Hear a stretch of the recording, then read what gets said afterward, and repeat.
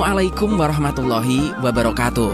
Mitra Pas FM, tiba saatnya Anda ikuti kajian Kitab Targhib wa Tarhib, rangkaian hadis-hadis yang tercantum dalam kitab yang disusun oleh Al-Imam Al-Hafidz Zakiuddin Abdul Adim Al-Qawi Al-Mundiri. Anda bisa bergabung melalui SMS 085 277 999 101, telepon 0295 385 877, fanpage ataupun Twitter @paspati, dan grup Pas Spasi FM Spasi Pati saat acara berlangsung. Selamat mengikuti.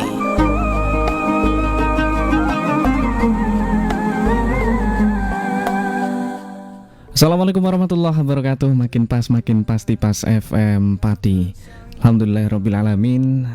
Pada pagi hari ini Mitra Pas, kita masih bisa berjumpa dalam keadaan yang baik, yang juga senantiasa dikaruniai berupa nikmat iman, Islam, dan juga kesehatan.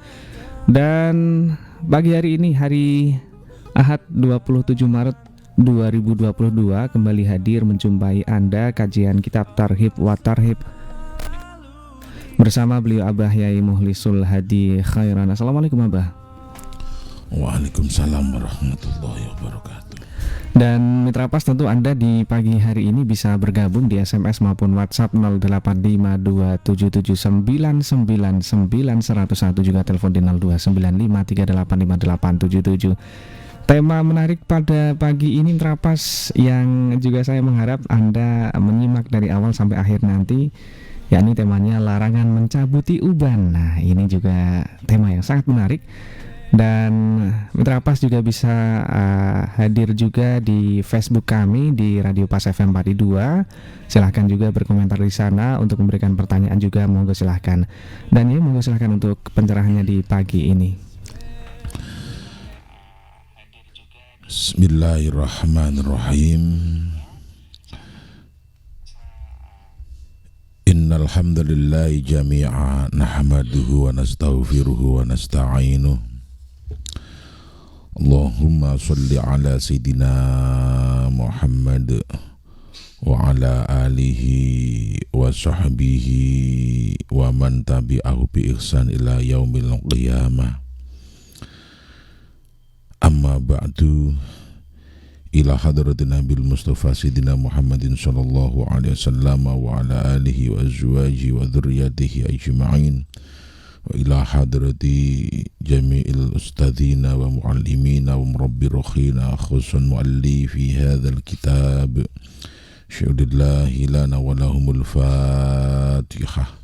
A'udzu billahi minasyaitonir rajim. Bismillahirrahmanirrahim. Alhamdulillahi rabbil alamin, arrahmanir rahim, maliki yaumiddin.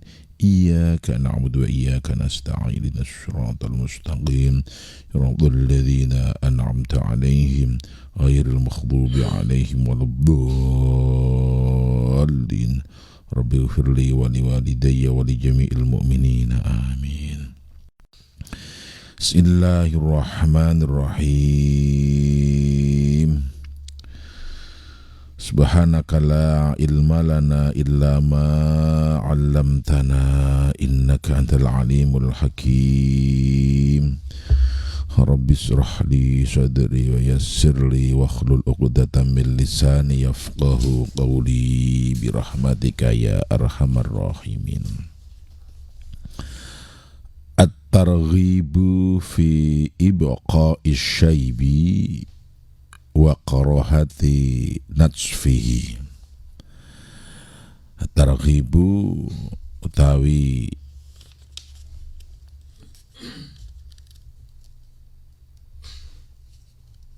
at-targhibu utawi larangan fi iqa'i syaibi ing dalem jabuti fi iqa'i syai, at-targhibu utawi anjuran fi iqa'i syai ing dalem ngejarake wan, wa karahati natsfihi lan kemakruhan jabutiwan. Ini anjuran membiarkan uban dan larangan atau ketidakbaikan jika mencabutinya. Hadis pertama, an Amr bin Syu'aib an abihi, an Amr bin Syu'aib kacerita sing Amr bin Syu'aib an abi sing bapak Amr bin Syu'aib an jaddihi sing embai Amr bin Syu'aib. Kula ngendikan jad, kula dawuh sinten Rasulullah sallallahu alaihi wasallam wa ala alihi wa ashabihi, daipun la natsfitu la tanfitu mongko ojo jabuti sira kabeh asyaiba ing wan, fa innahu mongko sak temene wan iku ma perkara min muslimin saking wong Islam. Itu ma min muslimin ora ana saking wong Islam yashibu kang wanen saibatan ing wan fil islami ing dalam Islam illa kanat kecuali ana apa wan lahu kedue muslim nuron apa nur yaumal qiyamah ing dalam dina kiamat. Diterangkan dari Amr bin Syu'aib. Amr bin Syu'aib dapat informasi dari bapaknya, bapaknya dari embahnya. Lambahnya Amr bin Syu'aib ini sahabat Nabi. Beliau pernah mendengar Nabi bersabda, sabdanya la tanfitul syaiba, janganlah kalian mencabuti uban. Uban itu rambut kepala yang sudah memutih, itu namanya uban. Janganlah kalian mencabuti uban. Karena sesungguhnya tiadalah seorang muslim yang telah beruban di dalam Islam kecuali baginya nur di hari kiamat. Jadi rambut yang telah memutih ini tidak boleh dicabuti, atau uban itu tidak boleh dicabuti karena di dalam Islam uban itu sebagai nur. Nur itu apa? Cahaya. Dan orang-orang Islam yang beruban di dalam Islam kelak akan mempunyai nur di hari kiamat, bercahaya di hari kiamat. Nah, ini tentu timbul banyak pertanyaan di dalam hati kita. Lah, hubungannya apa rambut dengan surga? Hubungannya apa pahala dengan rambut? Hubungannya apa wong goro-goro rambut beruban saja kok bisa dapat cahaya ataupun tidak? Ya, nanti kita uraikan ya. Kita baca beberapa hadis dulu. Wa fi riwayatin lan ing dalam riwayat kata bawus nulis sinten Allah Gusti Allah kedue man biha sebab syaibah hasanatan ing kebagusan. Wa hatta lan nglebur sinten Allah anu ing man biha sebab uban te syaibah khati'atan ing keluputan. Rawahu Abu Dawud wa Tirmidzi qala hadisun hasan. Dalam riwayat Abu Dawud dan Tirmidzi status hadisnya hasan. Allah menulis bagi orang muslim yang beruban satu rambut sebagai satu kebaikan, dan satu uban Allah menulis atau menghapus satu kesalahan. Jadi membiarkan rambut beruban itu mendapatkan nilai satu kebaikan. Kemudian menghapus atau mencabut satu keburukan. Ini berkah atau manfaatnya uban. Walafdhu telafati hadisin anan nabiya saatane Kanjeng Nabi sallallahu alaihi wasallam nah iku nglarang sinten Nabi annat fil syaibi saking nyabuti uban. Faqala lan dawuh Kanjeng Nabi innahu sak temene uban nurun iku nurul muslim cahayane wong Islam. Rawahu Nasa'i wa Ibnu Majah. Kemudian dalam lafaz lain sesungguhnya Nabi Muhammad sallallahu alaihi wasallam wa ala alihi wa ashabihi itu telah melarang mencabuti uban. Tapi larangan ini tidak sampai haram karena tidak membawa mafsadah. Hanya makruh, neng makruhnya tanzih. Makruh yang mendekati haram. Biasanya kalau haram itu larangan yang berakibat haram itu larangan yang membawa mafsadah, kerusakan baik secara fisik ataupun kerusakan non fisik. Innahu nurul muslim, karena sesungguhnya uban itu cahayanya muslim. Nah ini cahayanya muslim. Hadis selanjutnya wa an Fadhalah bin Ubaid radhiyallahu anhu, kacita sing Fadhalah bin Ubaid, semoga Allah meridhoinya, anna Rasulullah sak temene Kanjeng Rasul Muhammad sallallahu alaihi wasallam kolang dikan Kanjeng Rasul. Mantai sapane wong syabalamun ubanen sapa man saibatan ing uban fil Islam ing dalam Islam kanat mongko ana laku duwe nuron iku nur yaumul qiyamah ing dalam dina kiamat. Masih sama maksudnya, barang siapa yang beruban di dalam Islam maka baginya adalah cahaya di hari kiamat. Waqala lan dawuh lau kedue faqala mongko takon lau kedue Nabi sinten rajulun wong lanang inda dzalik ing dalem mungguhe masalah iku mau fa inna rijalan yantifuna syaiba fa inna rijalan mau saten wong lanang yantifuna iku nyabuti sapa rijal asyaiba ing wan. Faqala mongko dawuh Kanjeng Nabi man syaa mantasane wong saa iku karep sapa man fal yantif mongko becik nyabuti nurahu ing nure man. Rawal Baras Tobroni fil Kabir wal fil Awsat. Diterangkan dari Fadhalah bin Ubaid bahwasanya Rasulullah itu telah bersabda, barang siapa yang ubanan di dalam Islam maka baginya nur di hari kiamat. Kemudian ada seorang laki-laki yang bertanya, nah sesungguhnya banyak orang laki-laki yang telah mencabuti uban ya Rasul. Itu bagaimana ya Rasul? Kok udah dicabutin itu ubannya? Kemudian Nabi menjawab, ya kalau dia berkehendak mencabuti nurnya ya silakan. Nah itu. Berarti kalau mencabut ubannya, mencabut nur atau cahayanya di hari kiamat. Nah ini hadisnya pengertiannya sama sampai dari Amr bin Absah. Hadis selanjutnya diterangkan dari Amr bin Absah radhiyallahu anhu anna Rasulullah sallallahu alaihi wasallam man syaa syaibatan fil Islam kanat lau nuran yaumal qiyamah. Rawahu Nasa'i fil hadisi wa Tirmidzi hadisun hasanun sahih. Masih sama, barang siapa yang beruban di dalam Islam maka baginya cahaya dari kiamat. Sama ya. Nah, penjelasan bagaimana uban itu kok berpengaruh pada keimanan, berpengaruh kepada surga, berpengaruh kepada kemuliaan. Karena uban itu pertanda alam.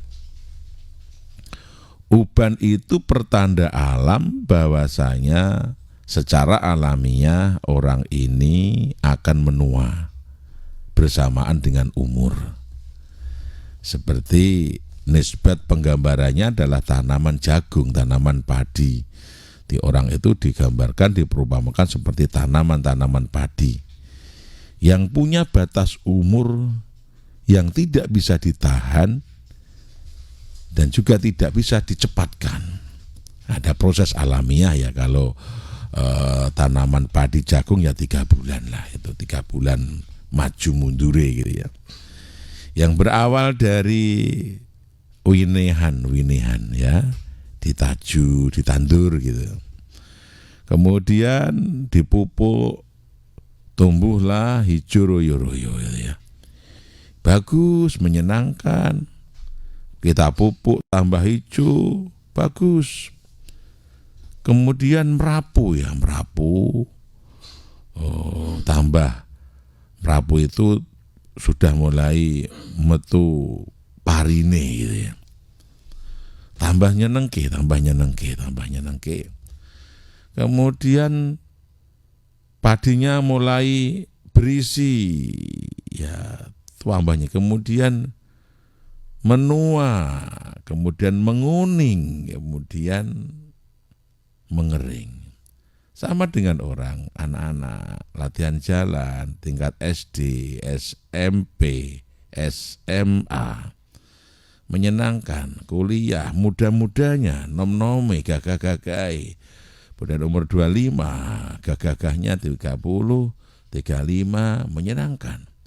Kemudian mulai menginjak 35, ini sudah mulai menua ya, adat pertanda alam. Kemudian timbul gigi sudah mulai tanggal lagi, ada yang teropos, rambut mulai memutih gitu ya, memutih 1, 2, 40, sudah 50, 100 rambut yang sudah kelihatan putih-putihnya. Itu secara alamiah orang Islam itu diingatkan dengan pertanda alam yang ada dalam diri kita. Kamu sudah 40 tahun loh, tuh sudah kelihatan putih-putih. Sehingga uban itu adalah pertanda agar kita tersadar kalau kita sudah berjalan separuh dari kehidupan. Ini sesuai dengan hadis Nabi pula, kalau seseorang sudah mencapai umur 40 kok belum beriman, maka orang ini alamat orang yang tidak selamat. Ketika umur 40 sudah istiqomah dalam kebaikan, maka pertanda orang itu baik dan selamat. Maka pertanda kesempurnaan itu dimulai dari pertanda alam timbulnya uban-uban ini, agar secara alamiah sebagai proses kehidupan mengingatkan kepada kita semua bahwasanya rambut kita sudah mulai memutih, jenggot kita sudah mulai memutih, sehingga ketika kita bercermin, sudah tua, nah gitu, sudah timbul ubannya, itu ya, sehingga menyadari ya Allah, berarti mau tidak mau mengikuti proses alamiah, kita pun akan menghadapi masa tua, masa menguning, masa mengering, yang akhirnya adalah mati. Sehingga membantu kita bisa istiadat atau cawis-cawis, siap-siap untuk menghadap Allah Subhanahu wa ta'ala, entah siang entah malam, sesuai jadwal yang telah ditentukan dan diatur oleh Allah Subhanahu wa ta'ala. Jadi alasan itu kenapa uban itu tidak boleh dicabut ya. Sebagai nur yaumul qiyamah, artinya itu pengingat yang paling bagus. Itu warning yang paling tepat, karena terbawa kemana-mana gitu ya.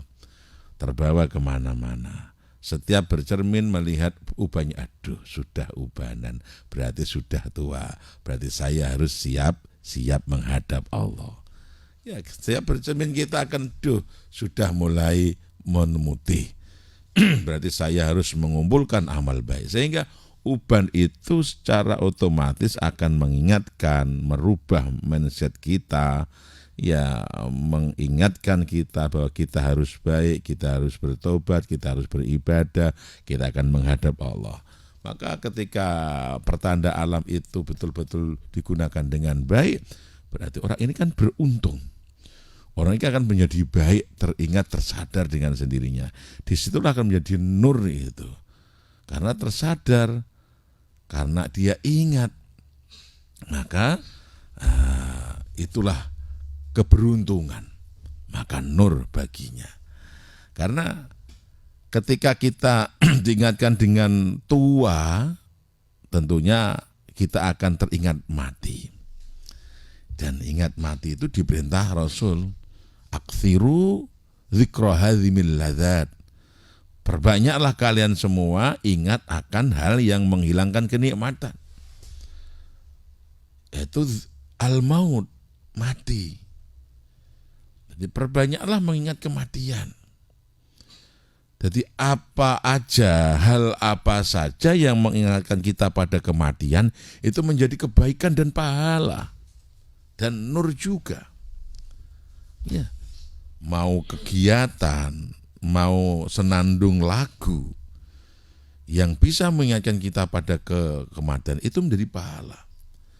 Contoh kita mendengarkan musik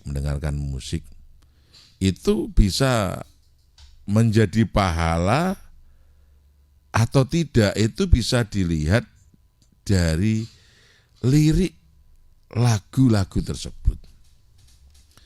Walaupun mendengarkan musik yang sebagian mengecam mengharamkan, tapi kalau musik itu digunakan untuk mengingatkan kita pada kematian, contoh untuk melakukan satu lirik lagu yang syairnya itu adalah mengingatkan kita pada kematian, maka mendengarkannya menjadikan pahala bagi yang mendengarkan.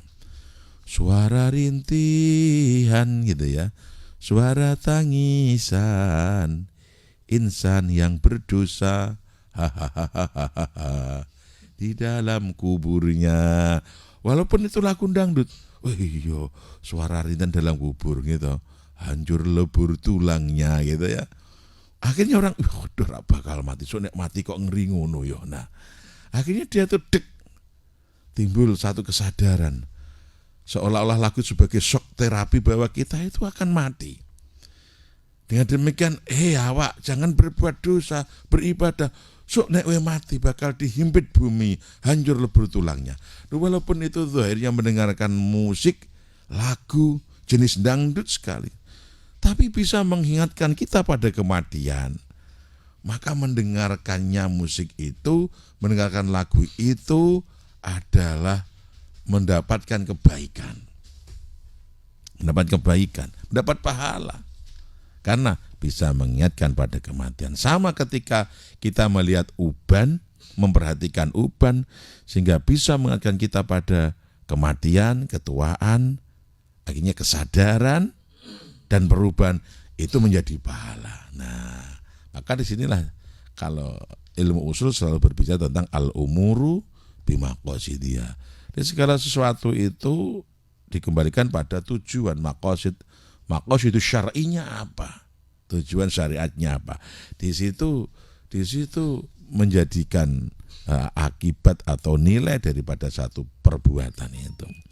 Ya, jadi contoh ada lagu lagi, ya, apa itu? Lagu yang mengingatkan pada tahajud. Bila nani nana, ada lagu itu ya. Nani nani nina nana. Nani nana nani nana, maka jangan tinggalkan ibadah gitu ya. Bersujudlah kepadanya. Nah, itu nek wis malam, maka bertahajudlah. Bila malam bertahajudlah, memohon kepadanya lah. Nek bengi kon tahajud, artinya itu lagu tapi mengingatkan kita. Maka mendengarkan lagu itu menjadi boleh karena maqasid syar'inya adalah tahajud. Berarti mendapat pahala. Nah, itulah Islam itu murahnya.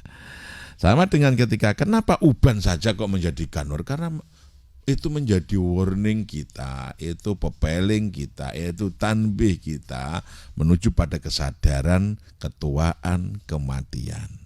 Tentunya akan menjadikan orang lebih baik. Maka dalam Islam jangan dicabuti, dibiarkan saja, dibiarkan memutih, tidak apa-apa. Nah gitu ya, tidak apa-apa. Indah kok itu, menjadi nur di hari kiamat. Nah, menjadi cahaya dan menjadikan kebaikan. Kemudian wa anna Umar bin Khattab radhiyallahu an, diterangkan dari Umar bin Khattab radhiyallahu an, qala Rasulullah man syaba syaibatan fi sabilillah kanat lahu nuron yaumal qiyamah. Barang siapa yang beruban di jalan Allah, maka baginya nur dari kiamat. Rawahu Ibnu Hibban fi sahihi. Kenapa ada istilah uban di jalan Allah, ada beruban di dalam Islam? Artinya begini, kalau kita mempertahankan uban fisabilillah, artinya agar kita kelihatan membiarkan uban itu demi menunjang profesionalitas kita di dalam dakwah. Katakan biar kelihatan tua. Jadi mereka beruban itu membiarkan ubannya agar kelihatan berwibawa, kelihatan tua. Karena kali masih muda berbicara tentang agama, kalau masih muda berbicara tentang sabilah, nanti kiranya anak muda. Kemudian dibiarkan biar lebih berwibawa. Itu justru menjadikan nur dari kiamat. Itu lebih baik. Maka ustadz-ustadz yang masih muda, nah, katakan agar penampilannya lebih keren, lebih menua, membiarkan ubannya. Itu disebut beruban fisabilillah namanya.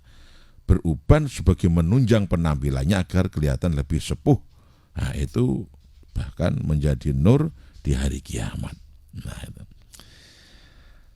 Wa Anas bin Malik radhiyallahu anhu, diterangkan dari Anas bin Malik radhiyallahu anhu. Kana kolang dikan Anas kana ono yakrohu iku gedhingake ayan tifa yen to nyabuti sapa ar-rajul wong lanang asy'aratal baydha ing rambut kang putih min ra'si saking sirai rajul wali khiyati lan jenggote rajul.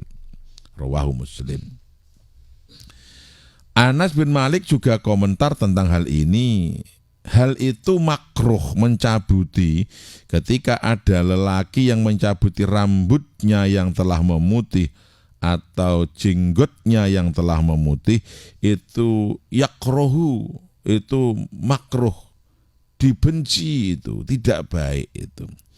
Hadisnya Muslim, maka hukumnya tidak sampai haram tapi makruh tanzih, ya, makruh tanzih. Makruh yang mendekati haram, belum haram sesungguhnya. Ini karena tidak membawa dampak mafsadah secara zahir, hanya secara keimanan. Karena nanti juga orang yang beruban juga tidak ingat juga banyak. Suwanen tapi bahasane wong Jawa rek gaplek bringkilan, semakin tuwek tapi pedakilan itu ya ada. Itu nyatanya sudah rambutnya juga sudah beruban. Tapi sudah masih saja maksiat jalan, ya datang ke tempat hiburan, oke, malah alasan wis tuwa kok le, urip tinggal tak nikmatane seneng-seneng. Nah, artinya ubannya juga tidak berhasil menjanjikan warning baginya atau pepeling baginya. Dan banyak juga pemuda yang masih muda, namanya pemuda ya muda, anak-anak yang artinya pemuda-pemudi yang masih muda tapi rajin beribadah, senantiasa ingat walaupun belum punya uban. Nah, itu maka kelarangannya tidak sampai haram, makruh, hanya makruh tanzih, makruh yang mendekati haram. Baik. Sekarang kalau dirubah warna bagaimana? Bahasa sekarang apa itu? Dicat, disemir gitu. Disemir. Nah, itu bagaimana? Nah, dalam hadis Ibnu Abbas, an Ibnu Abbas radhiyallahu anhu ma, qala ngendikan Ibnu Abbas, qala ngendikan Ibnu Abbas, qala dawuh sinten Rasulullah sallallahu alaihi wasallam, yakunu ana apa kaum yahdibuna iku padha ngecat sapa kaum fi akhir zaman ing dalam akhir zaman bisawadi kelawan warna ireng ka khawasil khamam kaya dene napa niku kaya dene lar-lare manuk dara layari khuna mongko padha ora entuk gondo raihatal jannah ing gondo-gondo swarga. Rawahu Abu Dawud wa Nasai bin Majah fi sahihi. Lah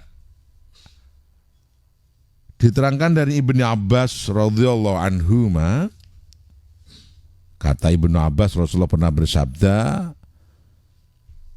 ada suatu kaum yang mereka itu mengecat rambutnya di akhir zaman nanti. Jadi di akhir zaman nanti ada kaum yang hobinya menyemir rambutnya dengan warna hitam. Sehingga orang-orang ini seperti apa? Ya selalu muda terus begitu, selalu muda terus.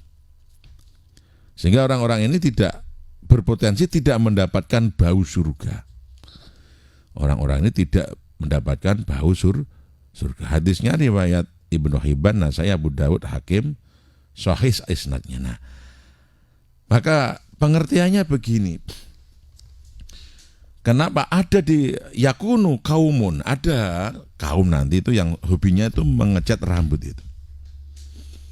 Dengan harapan dia tidak mau tua gitu loh, tidak mau tua. Inginnya muda terus biar bisa senang-senang nih. Kasarannya swengkek terus itu. Kalau sudah timbul putih-putih kan juga ada wah malu sudah tua lah itu. Maka sehingga itu kondisi semacam itu menjadikan dia itu lupa tua sehingga enak asyik dalam begadang dalam kesenangan, asyik dalam berpesta pora, asyik dalam menguja syahwat dan kesenangan sehingga melupakan ibadah. Sehingga perubahan rambut dari uban ke hitam itu bertujuan memang dia menolak tua, menolak peringatan, sehingga menjadikan dia lalai, ghafil hatinya kepada Allah Subhanahu wa taala, lupa hatinya akan ketuaan dan pertaubatan, karena kalau tua itu ya identiknya dengan taubat. Ada satu kisah namanya Abu Kukafah ya. Abu Kukafah itu abahnya Abu Bakar As-Siddiq radhiyallahu anhu. Jadi mbah mertuanya Rasulullah itu.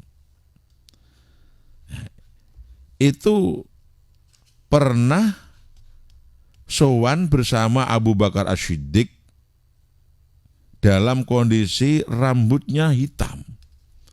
Padahal itu bapaknya Abu Bakar As-Siddiq lebih tua daripada Abu Bakar. Padahal Abu Bakar itu sahabat yang tertua. Kemudian Rasulullah tidak berkenan menemui Abu Kukafah. Dan Nabi memerintahkan istahlifus sya'ra. Itu rubah rambutnya. Jadi Nabi menolak Abu Kukafah. Kemudian Abu Bakar yang diperintah kon rubah warna rambutnya. Rubah. Kemudian lain hari rambutnya Abu Kukafah dirubah.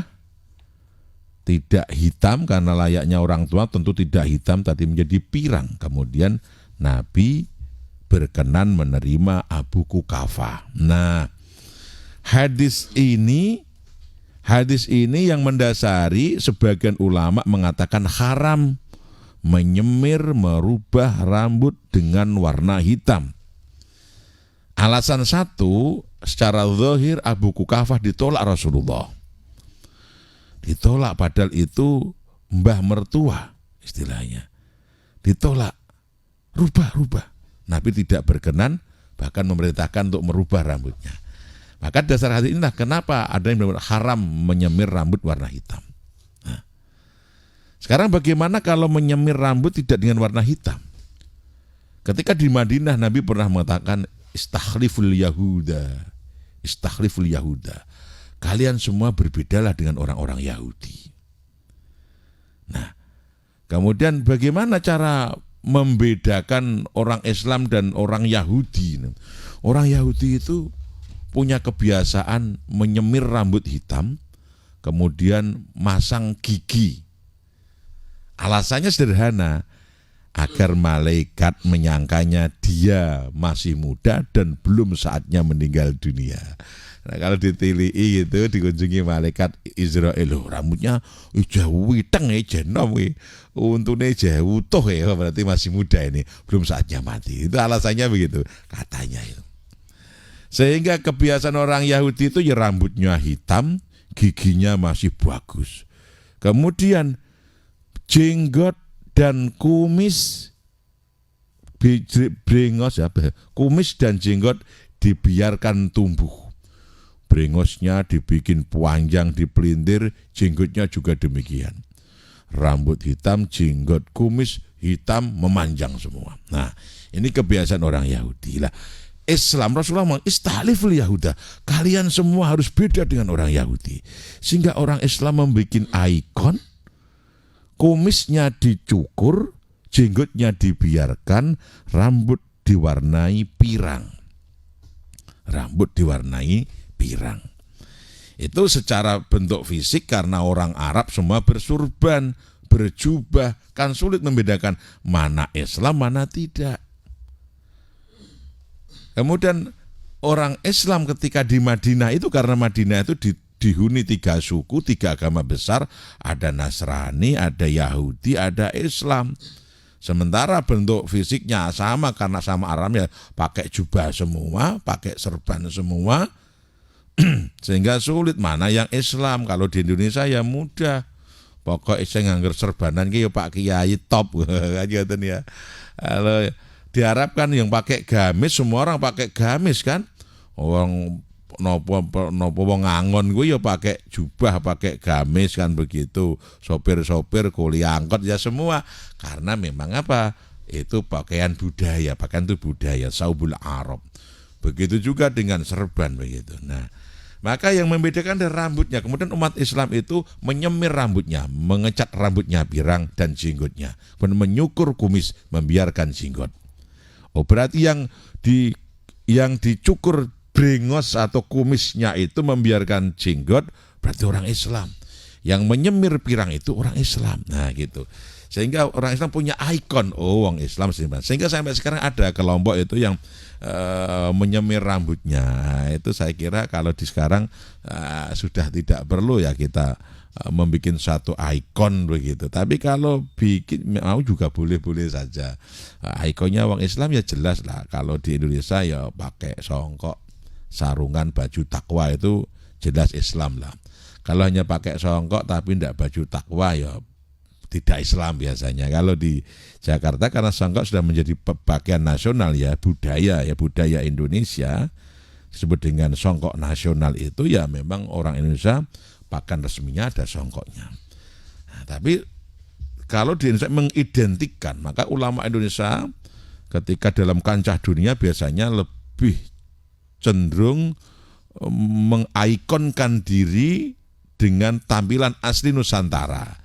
Dengan baju kebesaran, menggunakan jas atau batik dengan bersongkok hitam. Ini sudah dikenal, oh ini pasti Indonesia ya gitu ya. Masya Allah. Jadi dengan demikian bagaimana? Oh, larangan mewarnai rambut selain hitam itu dulu sesungguhnya sebagai ikon, sebagai ciri khas keislaman agar tidak sama orang Yahudi yang menyemir rambut warna hitam. Sehingga mudah dikenali. Sehingga ulama tetap berpandangan ya larangan menyemir rambut hanya sampai makruh tanzih, tidak makruh tahrim, tidak haram. Nah, yang hitam pun demikian karena tujuan hitam dulu hanya menyamai Yahudi. Sekarang orang Yahudi juga di Indonesia tidak ada orang Yahudi, tidak harus membuat satu ikon tersendiri. Saya kira begitu, kurang lebihnya mohon dimaafkan.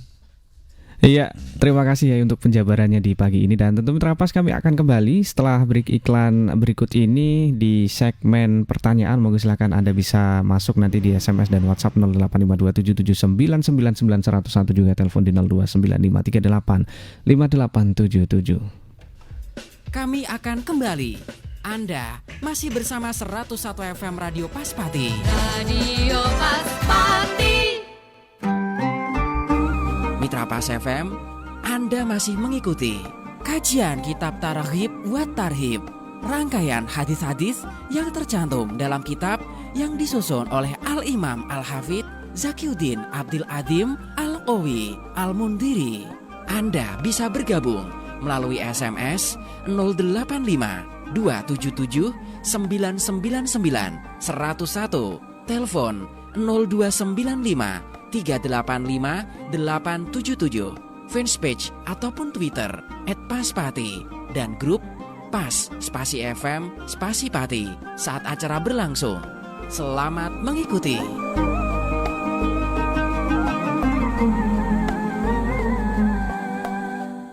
Seratus satu FM Radio Pas Pati, saluran informasi warga Pati. Ya, terima kasih Mitra Pas, Anda masih bergabung bersama kajian Targhib wa Tarhib. Yang pagi hari ini kita masih membahas tentang tema yang sangat menarik, larangan mencabuti uban. Dan Mitra Pas, di segmen kali ini Anda bisa bergabung di SMS dan WhatsApp 085277799901 ataupun juga telepon di 0295385877. Ya, ini sudah ada beberapa pendengar kita yang masuk dan nampaknya juga tertarik untuk mengkaji lebih dalam tentang larangan mencabut uban ini. Assalamualaikum Yai. Waalaikumsalam warahmatullahi wabarakatuh. Dari Pak Nurdin Dukuh Seti. Ketika uban saya cabuti, tapi saya kumpulkan dalam satu wadah agar saya tidak kehilangan nur. Apakah juga makruh? Ini pertanyaan menarik ya. Iya, gimana? Emang kalimatnya juga larangannya itu menyabut, bukan anjuran mengumpulkan. Jadi tujuannya itu ya memang agar tidak tercabut begitu. Nah, mungkin perlu penelitian lebih mendalam juga tentang kesehatannya, karena ketika rambut dicabut itu kan terasa gatel gitu ya. Nah, mungkin nanti berpengaruh pada saraf-saraf juga, kenapa dilarang gitu, karena ada hubungan dengan kesehatan juga. Ini walaupun tidak valid karena bukan ahli kesehatan itu saya. Jadi ketika rambut dicabut itu sangat berpengaruh pada saraf-saraf yang ada di kepala. Jadi menimbulkan beberapa penyakit seperti migrain atau yang lainnya, itu diantaranya karena banyaknya rambut yang tercabut, di antara uban-uban yang tercabut. Tapi ini tidak valid ya, tidak valid. Tidak valid artinya tidak bisa, karena bukan ahli saya gitu tentang kesehatan, sehingga tapi di antara risikonya itu begitu. Kenapa kok dilarang? Bukan masa dikumpulkannya, ya karena bisa mengganggu kesehatan. Nah, gitu ini. Oke. Dan nampaknya juga sudah ada yang bergabung di telepon. Halo, assalamualaikum. Waalaikumsalam warahmatullahi wabarakatuh. Dari siapa, di mana Ibu? Dari Bunda Muna di Wedari. Pertama, informasi ini suaranya hilang-hilang, Mas. Oke. Assalamualaikum, Mbak. Waalaikumsalam warahmatullahi Ibu PD wabarakatuh. Tangklet, enten sing tangklet ngeten. Benjang niku kan terus seteng akhirat masuk surga itu rombongan. Lah terus kalau misalnya kita ikut kegiatan muslimat, nanti rombongan muslimat, ikut pengajian zikrul ghafilin, nanti rombongan zikrul ghafilin, ikut pengajian al-atos, nanti rombongan al-atos.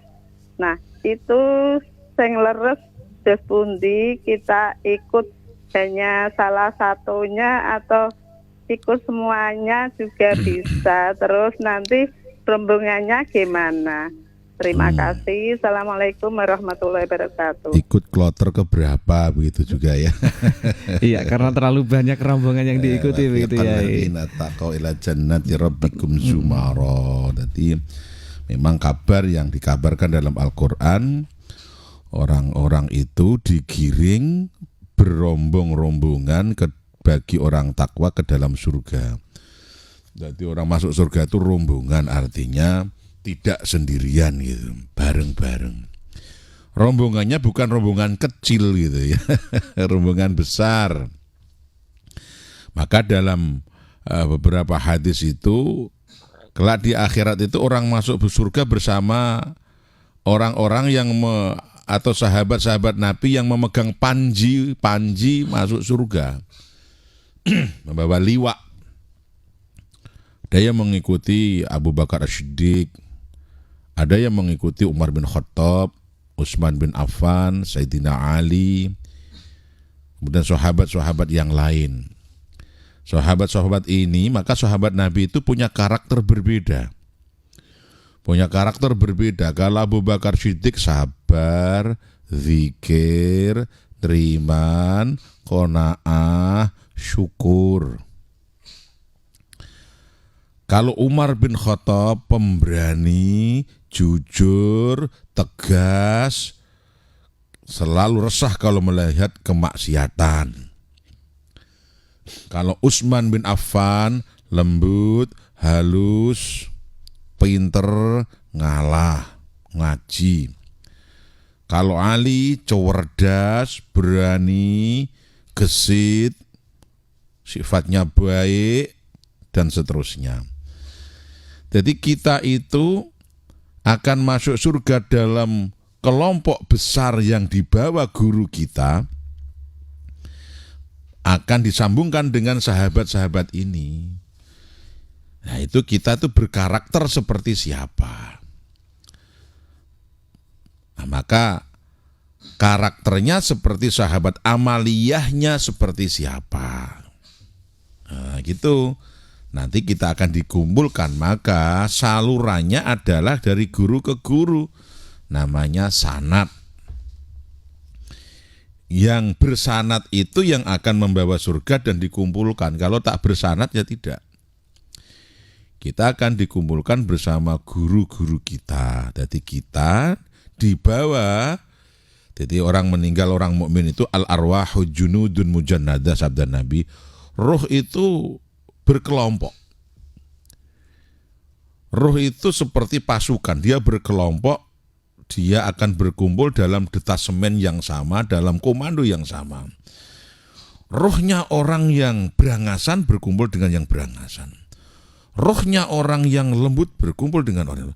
Ruhnya orang yang mengamalkan zikir ini akan bersama ini.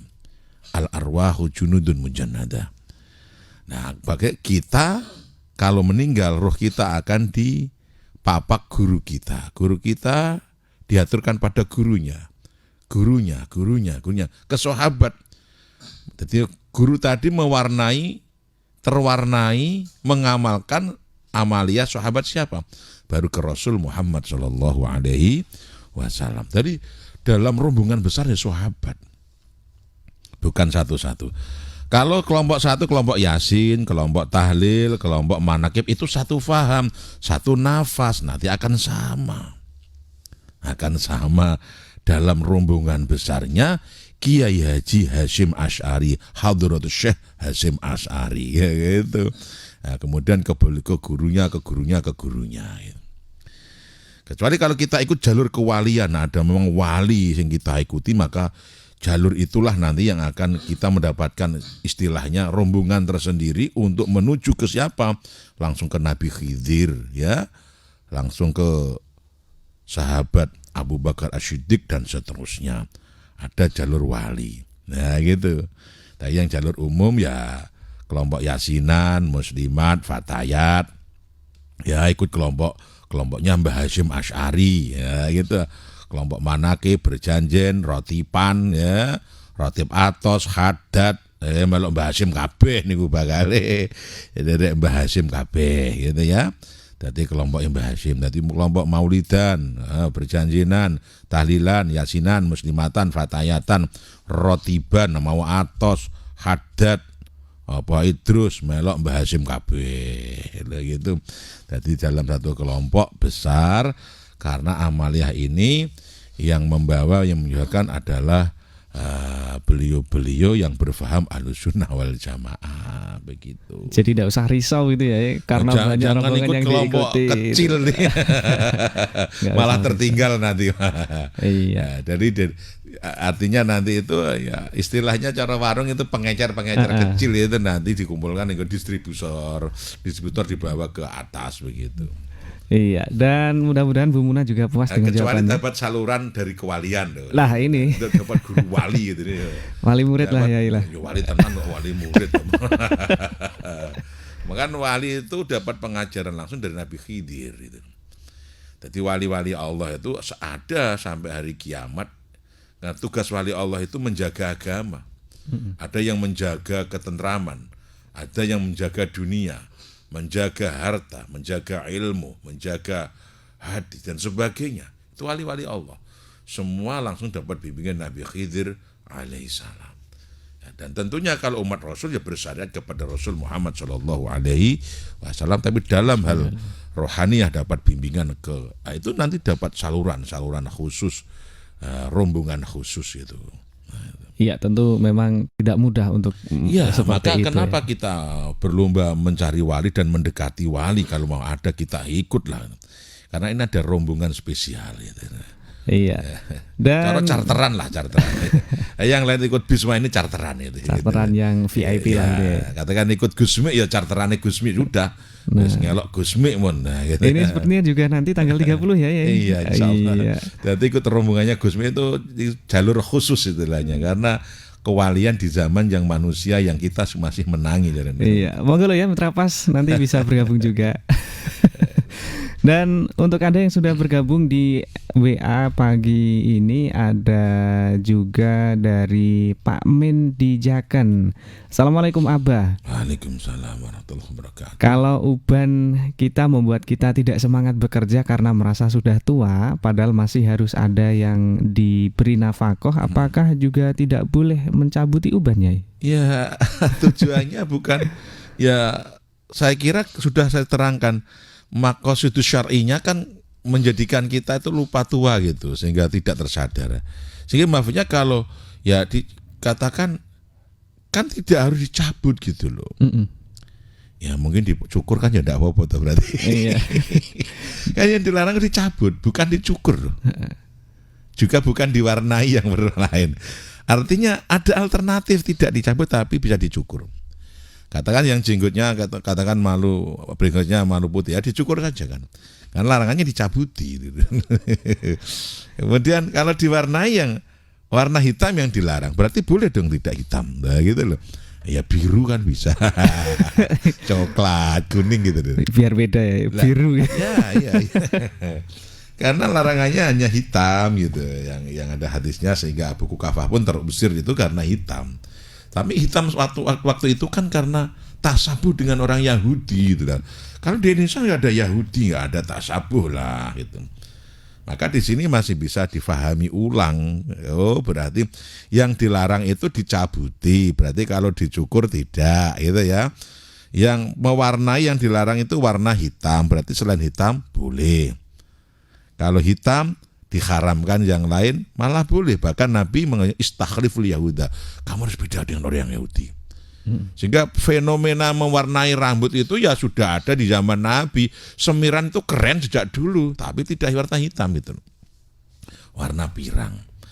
Malah kalau di Indonesia kan lucu, kalau semir itu identiknya anak nakal gitu. Betul ya. Semiran bocah nakal, jaman cah pinter, kaya sahabat Nabi gitu ya. Karena zaman sahabat dulu hampir semua sahabat bersemir, tapi Rasulullah tidak bersemir gitu. Karena Rasulullah rambutnya sudah pirang rambutnya. Jadi pirang panjang, satu bahu gitu. Tapi sahabat bersemir semua, mewarnai rambut selain hitam. Tapi Nabi tidak. Maka fenomena bersemir, fenomena gondrong itu sebetulnya dalam dunia Islam ndak aneh. Maka kiai itu tidak pernah mempermasalahkan wong gondrong, wong semiran, ndak.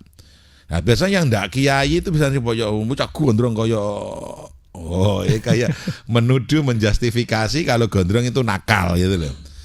Menuduh, menjustifikasi kalau semiran itu nakal gitu. Tapi bisa jadi karena perilaku masyarakat sekarang yang semiran itu yang nakal-nakal, iya, katakan. Jadi pergeseran makna gitu ya. Menjadikan ikon nek sing semir nakal. Wanita juga demikian. Ibu-ibu boleh bersemir kok. Ibu-ibu daripada rambutnya putih ndak, hitam ndak. Nanti kalau dilihat suami enggak apa itu ndak enak kan, mending dirubah agar suaminya senang gimana. Tapi niatnya kalau wanita ya untuk tadzinnya adalah untuk menyenangkan hati suami. Karena ada hadis ayyumam ra'atin idza zayyanat li ghairi zawjiha fatabawa makadaha finnar. Ketika wanita berhias berdandan niatnya tidak untuk suaminya, maka siap-siap saja masuk neraka itu. Sekarang kalau berdandan tujuannya untuk resepsi gimana? Nah, resepsi sama suaminya kan, biar suaminya mantep lah, Iya, biar pede. nggak malu gitu ya. Biar nggak malu-maluin, nah kan begitu. Berarti mewarnai rambut bagi wanita yang sudah bersuami tujuannya agar suaminya seneng lah, biar rapi, biar kita seger terus gitu. Iya. Kan benar ibadah berarti. Toh juga kalau keluar rumah juga ditutupi gitu. Nah, begitu. Nah, tapi tetap kembali pada teks dawuh larangannya di warna hitam itu ada dua kemungkinan. Ada kemungkinan memang agar ingat satu kondisi umur, nomor dua zahirnya pada waktu itu memang biar tidak menyamai orang-orang Yahudi gitu. Nah, itu. Iya. Terima kasih juga untuk Anda Mitra Pas yang sudah meramaikan di WhatsApp ini. Masih banyak juga pertanyaan yang belum terbaca. Assalamualaikum Abah. Waalaikumsalam warahmatullahi. Ini dari Bu Sri. Kalau kita ikut sholat taraweh berjamaah, biasanya kan habis sholat isya langsung sholat taraweh. Lalu bagaimana cara kita melakukan sholat ba'diyah isya-nya? Kan kita harus mengikuti imam. Terima kasih Bu Sri. Itu imamnya kurang hati-hati. Kurang hati-hati. Sholat taraweh jangan sampai menghilangkan ba'diyah isya. Ini rata-rata ini imam-imam di musola itu udah males ba'diyah qobliyah. Ya. Padahal qobliyah ba'diyah menurut Al-Imam Al-Habib Abdullah bin Ali Al-Haddad dalam Risalatul Mu'awwanahnya, derajat sholat sunnah yang paling tinggi adalah qobliyah ba'diyah. Itu derajat sholat sunnah paling tinggi. Artinya apa? Kita tahajud, kita witir, kita taraweh. Tapi kalau ndak qobliyah ba'diyah, bisa jadi tarawehnya belum dinilai. Karena tidak qobliyah, tidak ba'diyah. Lah mestinya imam-imam itu ya mbok ngerti wong taraweh do mbok lakoni kaya ngono sing sifate tidak muakkadah. Dalam arti tidak dianjurkan berjamaah.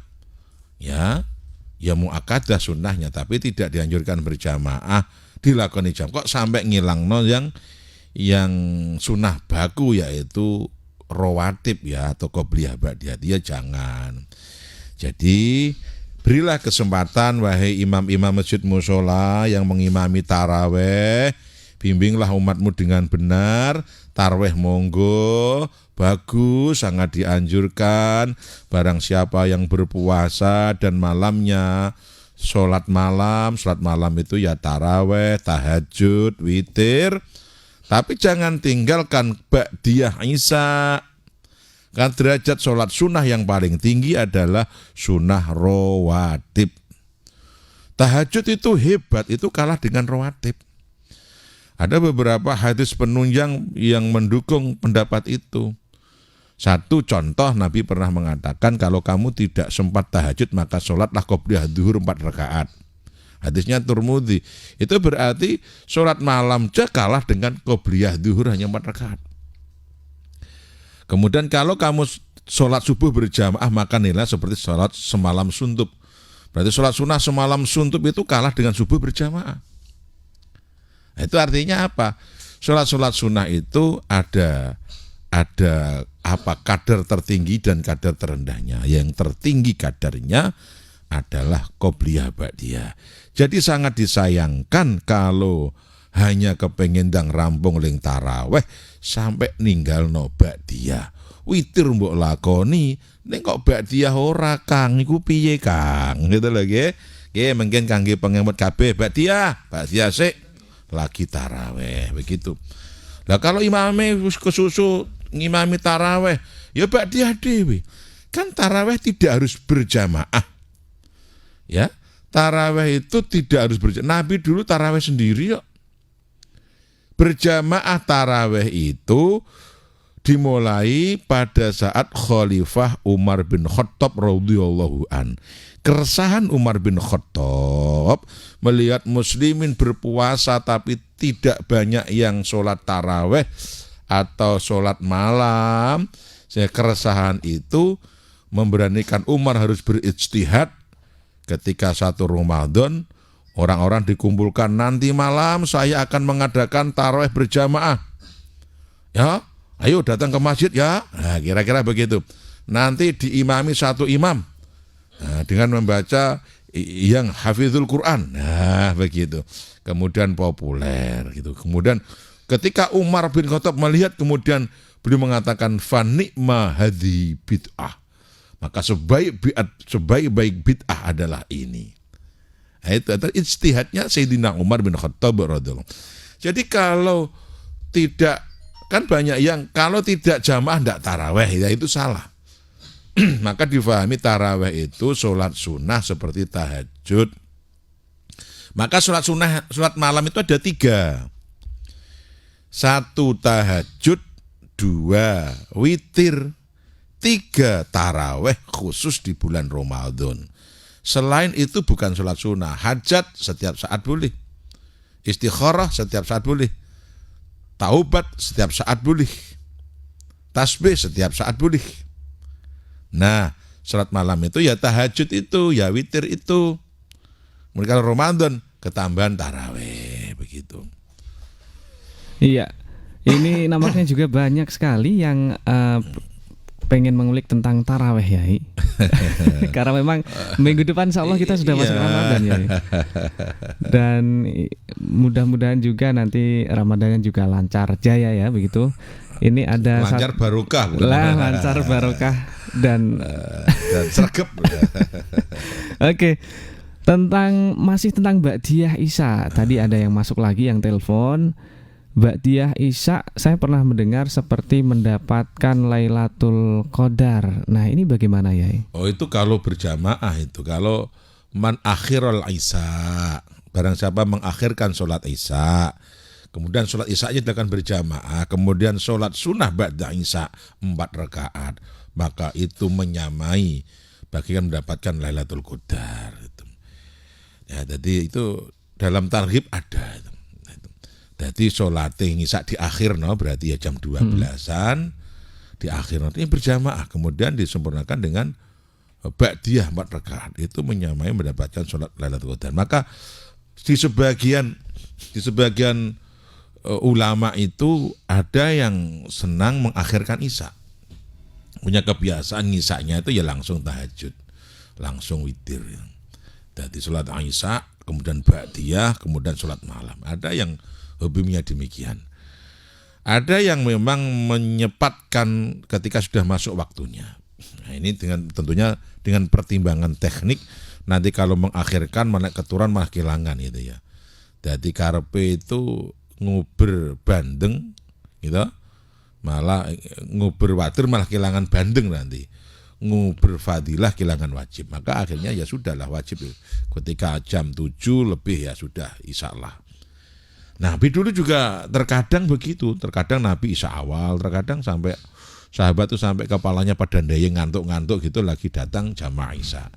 Makanya waktu isya itu kan longgar dari masuknya malam, jadi hilangnya awan mega, gitu. Atau mega merah di ufuk barat ya. Kemudian malam tiba, ya isya itu malam. Sampai terbitnya fajar, berarti waktunya panjang. Tapi ada mazhab yang hanya tengah malam saja. Tapi kalau Syafi'i dan Syafi'iyahnya sampai fajar. Jadi waktu subuh itu dari jam 7 sampai kira-kira subuh lah. Pokok anggar belum subuh tiba itu sudah masih boleh isya. Sehingga banyak yang menggandeng karena ingin dapat fadilah itu, maka isya-nya diakhirkan, kemudian digandeng dengan ba'diyah 4 rakaat sekaligus taraweh, sekaligus tahajud dan witir, masya Allah, gitu ya. Tapi syaratnya berjamaah yang menyamai. Kalau tidak jamaah ya tidak dapat, itu tidak dapat seperti Lailatul Qadar. Berarti mesti cari partner ya. Partner. Ada juga yang masuk masih mengenai sholat taraweh dari Ibu Amin di Winong Kidul. Assalamualaikum warahmatullahi wabarakatuh. Waalaikumsalam warahmatullahi wabarakatuh. Kalau sholat tarawih di masjid 21 rakaat, tapi kalau pas sholat tarawih di rumah 11 rakaat karena kondisi badan, boleh nggak? Mohon pencerahannya. Nah, itu nanti rombongannya bingung gitu. Itu yang dimaksud nanti, sobat mlebu swargane bingung malaikat iki melok kelompok endi. Bukan selikur ya, tapi 23 mungkin dimaksud itu. 20 lah ya. Tarawih itu 20 rakaat. Kalau tahajud itu 8, witir 3. Jadi 11 itu hitungannya tahajud 8, witir 3.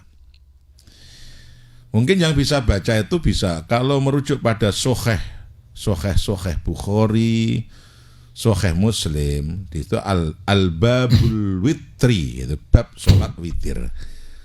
Itu nanti hadis pertama yang ditengahkan adalah hadisnya Aisyah, bab sholat witir itu. Jadi ketika Aisyah ditanya, ya Aisyah, bagaimana sholatnya Rasulullah di bulan Ramadan? Aisyah jawabnya, jadi tidaklah Nabi Muhammad sholat malam di dalam Ramadan dan di luar Ramadan, melainkan 4-4-3.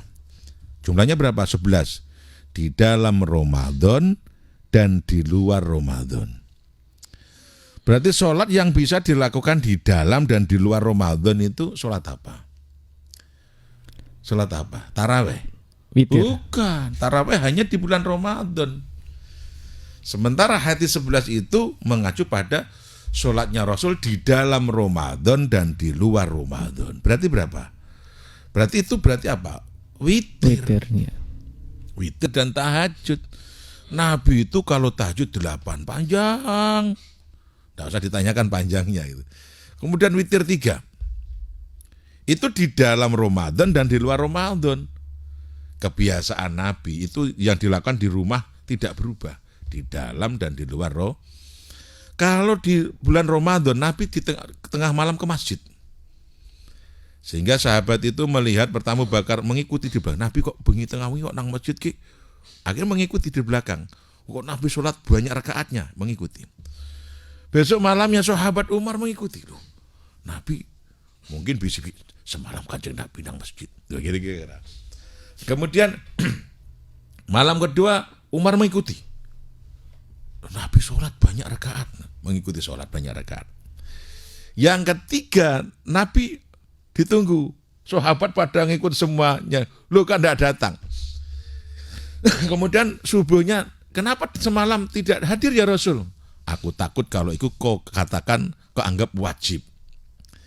Itu asbabul wurudnya sholat taraweh. Jadi asalnya sholat taraweh itu tidak berjamaah, dilakukan sendirian oleh Rasulullah. Tidak ngajak sahabat lihat pada ngikut. Di antara sahabat Umar bin Khattab, maka Umar itu saksi bagaimana sholat tarawehnya Rasulullah. Aisyah tidak lihat itu. Aisyah yang dilihat adalah yang di rumah itu, kebiasaan Nabi 11 itu, baik di dalam Ramadan dan di luar Ramadan. Nah, dengan demikian ketika Umar bin Khattab menjadi khalifah, mempraktekkannya adalah 20 taraweh ditambah 3 witir sebagai ijtihadnya Umar bin Khattab radhiyallahu menjadi 23. Karena Umar yang lihat. Umar bin Khattab yang melihat langsung bahkan mengikuti sholat tarawihnya Rasul Muhammad sallallahu alaihi. Sahabat yang lain pada tidur kan, ketika mau ikut Nabi tidak keluar. Jadi hanya Abu Bakar yang melihat, Umar, Utsman, Ali yang melihat, yang lain tidak lihat. Karena ketika pada ngikut semua Nabi tidak keluar. Ditanya, aku takut kalau itu kok anggap wajib gitu. Kemudian Umar lah yang mempraktekkan apa yang beliau lihat ketika menjadi khalifah. Tarawihnya 20 ditambah witir 3. Nah yang top lagi ya kalau kuat tarawihnya 20, witirnya 11. Nah, tahajudnya 8, witirnya 3. Oh, itu top, mantap. Itu baru jos margonjos. Sampai subuh ya. Iya, itu kalau berpolemik tentang berapa ya sudah sempurnakan lah. Seperti Rasulullah, oke, 20 tarawihnya, tahajudnya 8, witirnya 3. Mantap gitu. Kalau berpolemik hanya 2-3 sudah biasa ya, sudah biasa. Ajek Ramadan gigirnya ya itu gitu. Tapi jadilah muslim yang baik agar malaikat tidak bingung kelakuan kita itu. Lha iku nek dadi imam kok 11 nek ning nggone desane kok 23 ya. Nek mocok ngimami 11. Mocok di kantor-kantor itu 11. orang kantor-kantor enggak mau juga 23 itu. Yang ringan saja. Islam itu yasir wala tu'asir, mudah jangan dipersulit. Ini bukan masalah mudah atau sulit. Ini masalah keyakinan dan amaliyah yang diyakini itu dijalankan ora elu. Wong ibadah kok elu. Ya kalau mocok jadi imam itu 11 saja ben cepet. Padahal kalau di kampung 23 gitu. Enggak malah enggak sholat. Ini bahayanya ini. Ya istiqomah lah. Mengikuti guru-guru kita berapa, jangan mengikuti trennya. Kalau guru atau yang kita kaji itu 20 dan 3 atau 23 ya istiqomah saja, jangan plin-plan. Nanti hati kita menjadi munafik. Ya, menjadi munafik itu repot, bahaya. Munafik itu ya tidak konsisten dalam amaliyah beribadah, dipek penake dhewe itu. Nah, maka sebaiknya ya kalau berkeyakinan 11 ya itu anggapnya sholat malam. Baru sholat malam belum taraweh. Kalau yang 23 berarti sudah full ya taraweh dan sholat malam. Karena taraweh pun sholat malam. Jadi gitulah.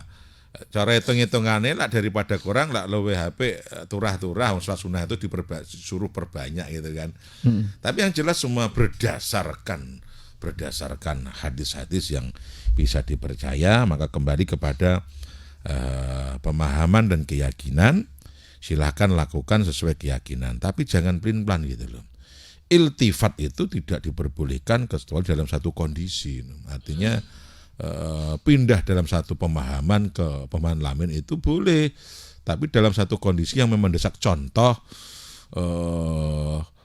pandangan lames ya, bersentuhan laki perempuan. Kalau menurut Imam Syafi'i dan Syafi'i adalah membatalkan. Lebih-lebih yang tidak muhrim.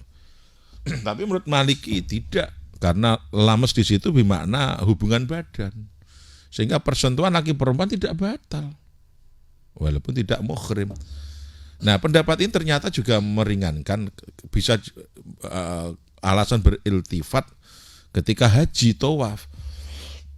Tawaf itu syarat tawaf kan wajib menjaga wudhu, tidak boleh batal.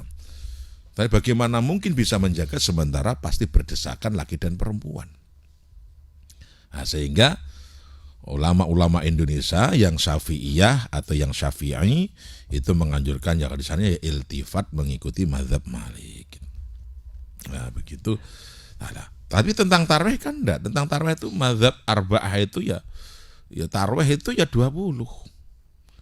Praktek penjalanannya ya disesuaikan dengan Sayyidina Umar bin Khattab karena lebih tahu Rasulullah berapa ya 23. Jadi mazhab 4 semua mengacu pada pandangan tarawih atau sholat malamnya itu mengacu pada yang dilakukan Umar karena Umar lah saksi yang melihat sholatnya Rasul Shallallahu Alaihi Wasallam, yaitu melakukan 20 witir tarawih 3 witir. Iya, satu pertanyaan terakhir Yai di jelang akhir ini yang dari 579. Assalamualaikum Abah, mau tanya. Sebelum membaca Asmaul Husna bersama harus dihadroi dulu apa langsung Abah? Terima kasih. Langsung baca saja. Kan walillahil asmaul husna fad'uhu biha. Al-Qur'annya kan begitu. Allah mempunyai nama-nama baik, maka berdoalah dengan Asmaul Husna. Itu artinya lisensinya sudah langsung dari Allah, izinnya langsung Allah. Apa kok hadarah itu? Enggak perlu. Hadarah itu kalau kita mengamalkan doa hasil ijtihad dari ulama atau guru. Maka ta'adubnya adab kita adalah menghadiahkan kebaikan itu pada guru atau ulama yang menyusun atau beristihad tentang doa itu. Tahu Asmaul Husna sudah sudah manqul, sudah jelas hadisnya Asmaul Husna itu ya 99. Langsung dibaca aja. Karena Allah berencana walillahil asmaul husna fad'uhu biya, maka yang penting ada kalimat awalnya nas'aluka ya man wallahul ladzi la ilaha illa huwar rahman. Ada kalimat nas'aluka itu sebagai doa. Kalau tidak ada kalimat nas'aluka di awalnya ya tidak menjadi doa. tapi hanya membaca nama-nama Allah. Agar rangkaian itu menjadi doa sekaligus berdoa dan tawasul dengan Asmaul Husna, maka nas'aluka, kalimatnya awal, nas'aluka ya man huwallahul ladzi la ilaha illa huwar rahmanur rahimul malikul qudusus salam sampai as-sabur. Begitu. Baik, dan Mitra Pas waktu yang terbatas dan mohon untuk kesimpulan dari pembahasan kita ya, monggo. Kalau syair atau doa Asmaul Husna yang sudah masyhur saat-saat ini, yaitu itu namanya munajat Asmaul Husna. Di Asmaul Husna yang sudah digandeng dengan doa dan pembukaan. Nah itu ya mungkin sebaiknya ya memang hadharah dengan yang menyusun. Seperti bismillah ibadana walhamdulillah. Itu kan mujtahidnya adalah Pak Kiai di Semarang sana, siapa namanya lupa saya, itu beliau yang menyusun itu, karena itu hasil ijtihad seseorang. Kalau kita mengamalkan ya pertama harus dapat izin, malah namanya ijazah, karena ini ada Pak Kiai yang solih kemudian membuat satu rangkaian doa tawasul Asmaul Husna yang diawal dengan muqaddimah doa, kemudian Asmaul Husna dan berdoa. Gitu. Itu berarti sudah menjadi munajat Asmaul Husna. Maka di Semarang sana ada jam'iyahnya mujahadah Asmaul Husna menggunakan rangkaian itu, di Asmaul Husna yang dirangkai dengan munajat. Seperti halnya doa-doa Quran hadis yang dirangkai menjadi hizib. Nah itu ya harus izin, bahkan minta izin, minta bimbingan, namanya ijazah, bukan hanya sebatas mengamalkan. Kalau izin dan dapat ijazah otomatis nanti kalau mengamalkan ya hadharah sebagai wujud penghadiahan sebagai karya baiknya orang, sehingga kita ikut mengamalkan sehingga yang menyusun itu ridho dan kita mendapat berkah itu. Tapi kalau Asmaul Husna ya sudah cukup, walillahil asmaul husna itu sudah cukup gitu. Tapi karena trennya itu bismillah ibadah, nah ya monggo itu ya baik ya karena berdoa. Itu akhirnya hanya hidayah Allah yang mampu membawa kita pada pemahaman dan pelaksanaan. Dengan hidayah itu kita akan menjadi baik dan terarah. Hidayah bisa digapai dengan bermujahadah. Seperti kalamnya Al-Ghazali radhiyallahu an, al-mujahadatu miftahul hidayah. Mujahadah adalah pintu dari semua hidayah. Semoga Allah memberi hidayah kita dan terus memberi tambahan hidayah. Amin Allahumma amin. Billahi taufik wal hidayah. Al-afu minkum. Assalamualaikum warahmatullahi wabarakatuh. Waalaikumsalam warahmatullahi wabarakatuh. Dan Mitra Pas, jumpa lagi di kajian Tarhib wa Tarhib edisi berikutnya yang insya Allah depan juga kita sudah masuk di bulan Ramadan. Selamat menyambut Ramadan Mitra Pas, mudah-mudahan lancar dan barokah. Afi pamit, informasi Pas FM pasti. Wassalamualaikum warahmatullahi wabarakatuh. Mitra Pas FM, baru saja Anda ikuti kajian kitab Tarhib wa Tarhib, rangkaian hadis-hadis yang tercantum dalam kitab yang disusun oleh Al-Imam Al-Hafidz Zakiuddin Abdul Adim Al-Owi Al-Mundiri. Acara ini bisa Anda ikuti setiap hari Ahad dari jam 5 pagi. Dan ikutilah Mujahadah Dzikrul Ghafilin Waratibul Hadad dan kajian kitab Tajul Arus karya Syekh Tajuddin Athaillah As-Sakandari setiap Sabtu malam Ahad setelah Isya. Kajian kitab Tanwirul Qulub setiap hari Selasa malam Rabu jam 9 malam. Dan wirid manakib Fathullah dan kitab Nasoihul Ibad setiap Kamis malam Jumat jam 9 malam. Anda juga bisa mengikuti pengajian Rabu pagi Duha Mubarak untuk muslimin dan muslimat beserta kajian kitab Kasyifatus Saja karya Syekh Nawawi Al-Bantani jam 10 pagi. Ajak ikhwan Anda untuk hadir bersama di Pondok Pesantren dan Majlis Dzikir Raudhatus Salam Tambaharjo Runting Pati. Wassalamualaikum warahmatullahi wabarakatuh.